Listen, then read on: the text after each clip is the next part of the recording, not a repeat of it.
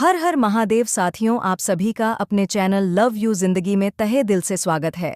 आप सुन रहे हैं अपनी पसंदीदा कहानी मेरी जिंदगी हो तुम का।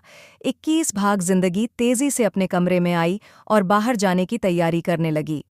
मैं भी ना बहुत इस नंबर की भुलक्कड़ हूँ।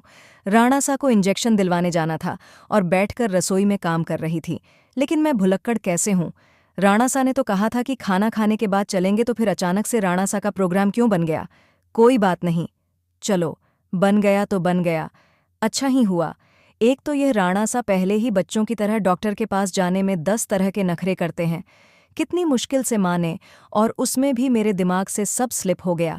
ये तो कहो कि भगवान का लाख लाख शुक्र है, ज़रूर उन्हें दर्द होना शुरू हुआ होगा, वरना यह इंजेक्शन लेने के नाम से भी तैयार नहीं होते।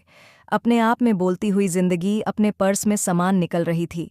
मैं बच्चों की तरह नखरे करता हूँ।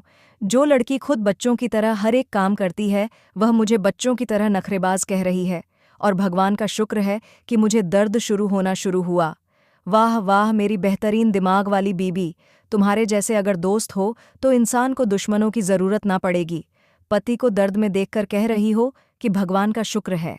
ये जो दर्द हो रहा है वह मैं खुद कैसे झेल रहा हूँ, यह मैं ही जानता हूँ, और तुम मेरा दर्द कम होने के बजाय इसके लिए भगवान को शुक्रिया अदा कर रही हो।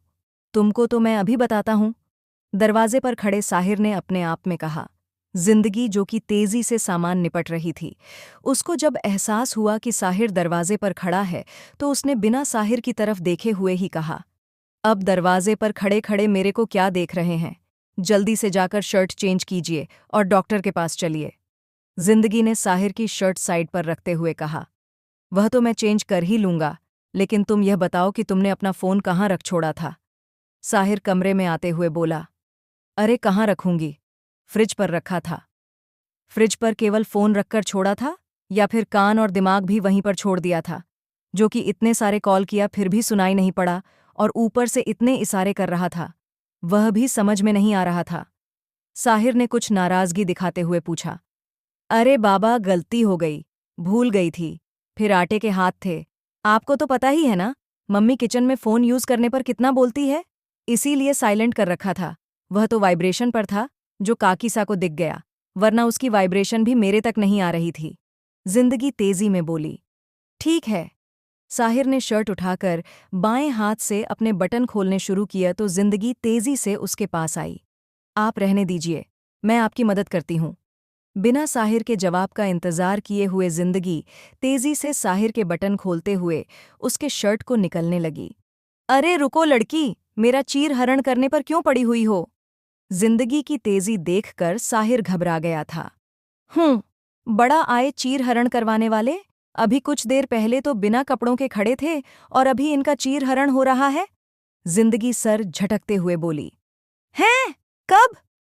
साहिर ने अपने दोनों हाथ अपने आसपास लपेटे हुए आंखें बड़ी की। चलिए, ज्यादा नखरे मत कीजिए। जिंदगी ने साहिर की शर्ट को सावधानी से निकालकर दूसरे शर्ट में उसकी बांह डलवाते हुए कहा, आज कल कुछ ज्यादा ही नजदीक नहीं आ रही हो, वैसे आइडिया बुरा नहीं है।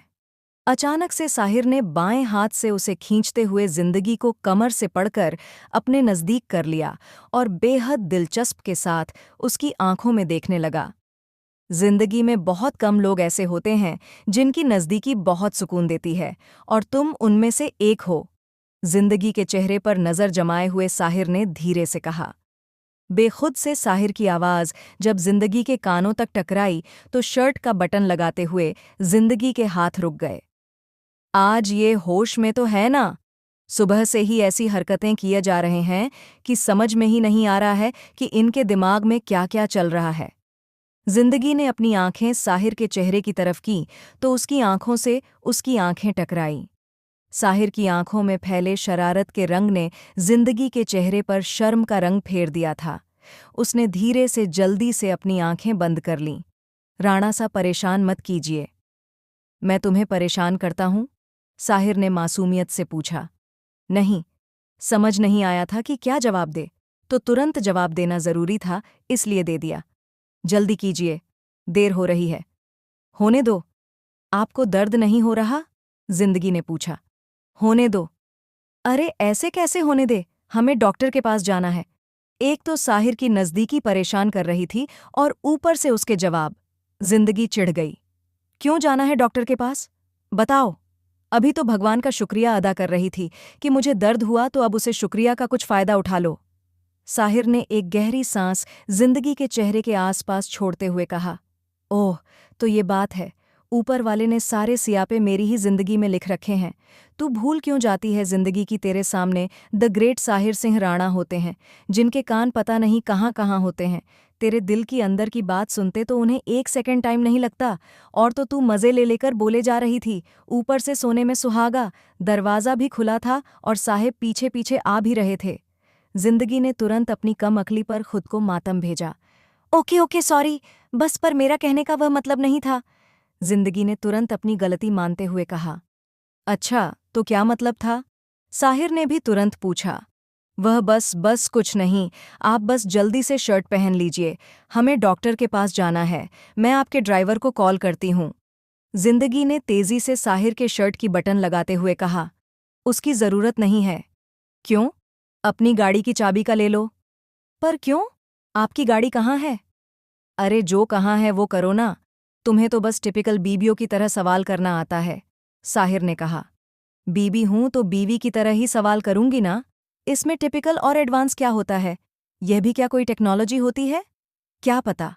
होती होगी। मुझे क्या पता। मैं तो अभी अभी नई नई बीवी बनी हूं। इतनी जल्दी एडवांस टेक्नोलॉजी वाली थोड़ी हो सकती। जिंदगी ने मुंह बनाते हुए अपने मन में खुद से सवाल किया, खुद से जवाब दिया। जिंदगी और साहिर दोनों नीचे पार्किंग में आए।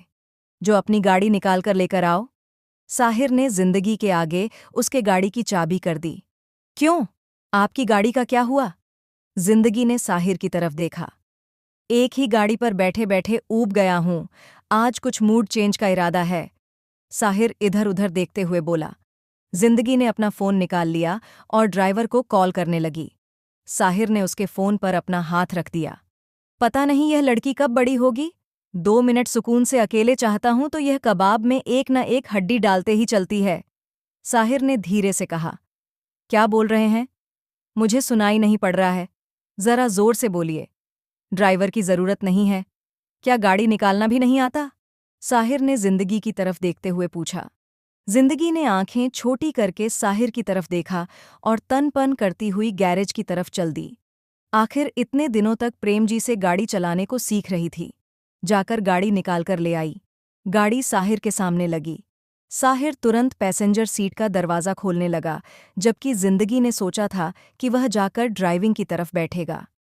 पर राणा सा मेरे ड्राइविंग अच्छी नहीं है। पर मैंने तो सुना है कि तुम अच्छी तरह से ड्राइविंग सीख गई हो। हाँ, पर उतनी भी अच्छी नहीं है कि प्रतापगढ़ के राणा को अपनी गाड़ी में बिठाकर ले जा सकूं। हम ड्राइवर ले लेते हैं, जिंदगी बोली। जब जिंदगी की गाड़ी तुम्हारे ही हवाले कर दी है तो इस गाड़ी की ड्राइविंग को लेकर इतना क्यों डर रही हो? मैं तुम्हारे साथ हूं ना, चलो साथ में, कुछ नहीं होगा। नई नई चीज़ों का शौक भी नया नया होता है। जिंदगी को ड्राइविंग से डर नहीं लग रहा था, बल्कि वह खुद अपनी गाड़ी चलाना चाहती थी। लेकिन साहिर को साथ देखकर उसके दिल में एक जरूर डर लगा था कि अगर गाड़ी इधर उधर हुई तो साहिर जरूर चिल्लाएगा। लेकिन जब साहिर ने खुद अपने होने का भरोसा दे दिया तो अब डर कैसा? कुछ भी होगा तो राणा सा संभाल ही लेंगे। जिंदगी ने स्टार्ट करके गाड़ी गियर में डाल दी। जैसे ही साहिर की गाड़ी राणा पैलेस के गेट से बाहर निकली, 2 गाड़ी सिक्योरिटी की उनके पीछे लग गई। गाड़ी चलाते हुए जब जिंदगी में पीछे मुड़कर बैक मिरर पर इसका अस्क देखा तो उसने सवालिया निगाहों से साहिर की तरफ देखा। साहिर मुस्कुरा दिया। ये मेरा किया हुआ नहीं, प्रेम काकोसा का किया धरा है। मैं तो अपनी बीवी के साथ है 2 मिनट अकेला ही चाहता था। लेकिन क्या करें, कुछ लोगों को कबाब में हड्डी बनने का बहुत शौक हो जाता है। साहिर अपनी मुस्कुराहट दबाते हुए बोला। कबाब में हड्डी बनने का शौक नहीं होता उनका, आपकी चिंता होती है इसीलिए होता है। एक तो इतना चोट लगकर आए हैं, उसके बारे में उनको बताया भी नहीं। अगर बता दिया रहता तो वह खुद आपको डॉक्टर के पास ले गए रहते। और तो और इतनी रात को घर से बाहर जाने की जरूरत भी नहीं पड़ती। ड्राइवर को भेजकर डॉक्टर को खुद घर ही बुला चुके होते। जिंदगी तेजी से बोली। हाँ हाँ, मेरी ही गलती है, अब चलो। साहिर जिंदगी को लेकर राणा सुपर फैसिलिटी हॉस्पिटल में आया। डॉक्टर ने जख्म देखकर बहुत ही हैरान परेशान नजरों से साहिर की तरफ देखा। जख्म की गहराई और लंबाई देखकर वह समझ चुका था कि तेज नुकीली चीज से उसे पर बार किया गया है। यह जख्म आपको कैसे लगा? अरे क्या करें डॉक्टर साहब, जब नादान जिंदगी हो तो जख्म झेलने ही पड़ते हैं। साहिर ने जिंदगी की तरफ देखते हुए कहा।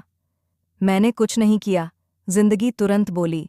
हाँ, तुमने नहीं किया, लेकिन यह ड्रेसिंग तो तुम्हारा ही किया है। साहिर मुस्कुराते हुए बोला। अंदाज ऐसा था जैसे कि बात को टाल रहा है। डॉक्टर समझ गया, इसलिए उसने आगे कुछ नहीं पूछा।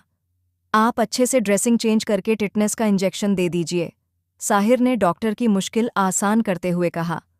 सॉरी सर, पर बीच में जख्म बहुत गहरा है, हमें 2-3 स्टिच लगाने होंगे।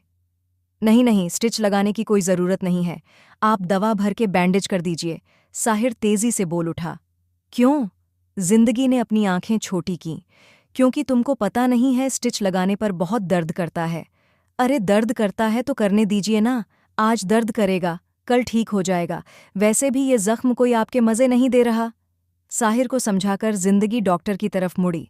डॉक्टर साहब, अब आप इनकी बात मत सुनिए, आपको जो उचित लगता है आराम से कीजिए, मैं यहीं पर हूँ, मैं भी देखती हूँ कि कैसे नहीं करवाते हैं। अरे ऐसे कैसे करवा ले?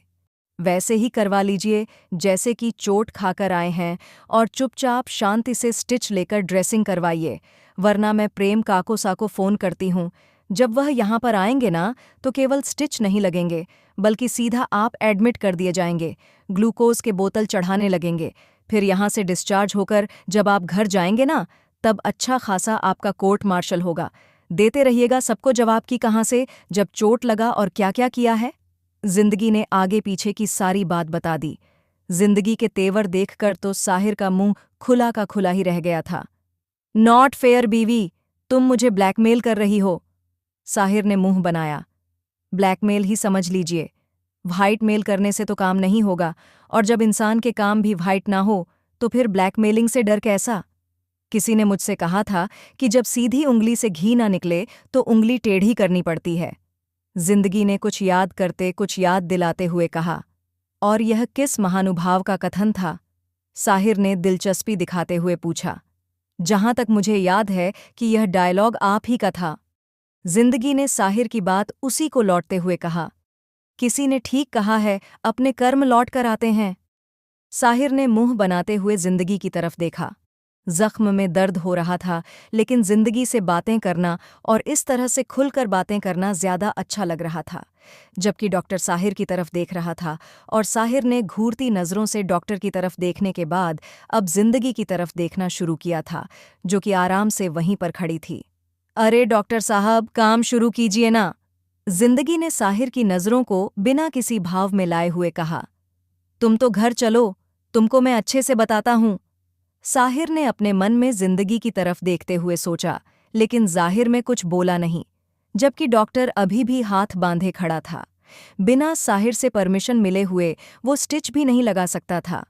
अरे डॉक्टर साहब, उनकी तरफ क्या देख रहे हैं? ये कुछ नहीं बोलेंगे, और बोलेंगे भी तो डरने की क्या जरूरत है, मैं यहीं पर हूं ना। जिंदगी अपने पूरे बॉस वाले अवतार में थी। डॉक्टर हल्के से मुस्कुरा दिया। स्टिच लगवा लीजिए राणा सा, बीवी के आगे किसी की नहीं चलती। डॉक्टर की बात सुनकर साहिर होठों पर भी हल्की मुस्कुराहट आ गई थी। किसी तरह से भगवान का नाम लेकर साहिर ने बैंडेज करवाया, लेकिन जब डॉक्टर स्टिच लगा रहा था तो जिंदगी ने अपनी आंखें बंद कर लीं और वहां से भागने की हुई। साहिर, जिसकी एक नज़र जिंदगी के चेहरे के बनते बिगड़ते हुए भावों पर ही लगी थी, उसने तुरंत उसका हाथ पकड़ लिया। मुझे दर्द में अकेले छोड़कर अब भाग कहाँ रही हो? आपको दर्द हो रहा है? जिंदगी ने बेहद मासूमियत के साथ पूछा। नहीं, मज़ा आ रहा है। तुम्हें भी चाहिए? साहिर ने चढ़ते हुए पूछा। उसको फंसाकर यह वहां से भागने वाली थी। नहीं नहीं, जिंदगी तेजी से बोली।